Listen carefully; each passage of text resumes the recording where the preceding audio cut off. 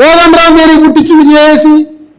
కోదండరాం అట ఆయన పేరు, కోదండరాం రెడ్డి ఆయన.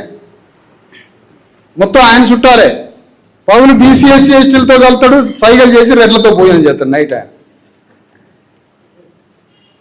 కోదండరాం కాదు, ఆయన కోదండరామిరెడ్డి. కోదండరామిరెడ్డి అంటే ఖైదీ సినిమా తీసిన కోదండరామిరెడ్డి కాదు. కొంపదీసి ఆయన అనుకుని మనం ఏం ఆలోచిస్తాం మనకు తెలియదు కాదు. ఈ సినిమా తీసిండు ఈ కోదండరామిరెడ్డి, తెలంగాణ సినిమా తీసిండు ఆయన ఈ కోదండరామిరెడ్డి. ఈయన భూమి మొత్తాన్ని తెలంగాణ గడ్డ మీద పంచడానికి తెలంగాణ రావాలి అని లేదు.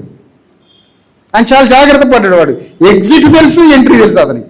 రేపు ఆయన గల్లా పట్టుకొని ఎందుకంటే నేను ఏమైనా భూమిని పంచుతానని చెప్పినా మీకు అంటాడు. అన్నాడా? అనలేదుగా. కథ ఎగ్జిట్ దారి దొరికింది ఆయనకి. రాజ్యాన్ని పంచుతామని నేనేమన్నా అన్నానా? అనలేదుగా. కానీ నువ్వు అనకపోయినా ఒక రాజనీతి ప్రొఫెసర్వి కదా నువ్వు, పొలిటికల్ సైన్స్ ప్రొఫెసర్. ఒక రాజ్యం ఎవరికి ట్రాన్స్ఫర్ కావాలా? ఆంధ్రాలో ఉన్న రాజ్యం తెలంగాణ గడ్డ మీద ఒక భూస్వామి నుంచి మరొక భూస్వామికి ట్రాన్స్ఫర్ కావాలా? ఒక పెట్టుబడిదారు నుంచి మరొక పెట్టుబడిదారికి ట్రాన్స్ఫర్ కావాలా? ఒక రాజ్యం, ఇక్కడ రాజ్యంలో విప్లవం.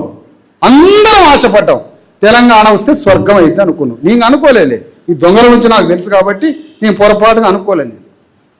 నేను కులగణనే అనుకోలే, అది కలగణన అనుకుంటే దీని ఎక్కడ అనుకుంటారు. కానీ ఒక రాజనీతి శాస్త్రం యొక్క అది ప్రొఫెసరు ఒక రాజ్యాన్ని ఎవరికి ట్రాన్స్ఫర్ చేస్తున్నాడు? ఎవరికి బదిలీ చేస్తున్నాడు? ట్రాన్స్ఫర్ చేస్తున్నాడు రాజ్యాన్ని. ఆంధ్ర కమ్మారెడ్డి భూస్వామ్య పెట్టుబడిదారుల నుంచి తెలంగాణ వెలమారెడ్డి భూస్వాముల చేతిలో అప్పచెప్పిండు రాజ్యాన్ని. ఇది నువ్వు అడగవా? ఇది నువ్వు మాట్లాడవా? ఎవరు మాట్లాడాలి మరి?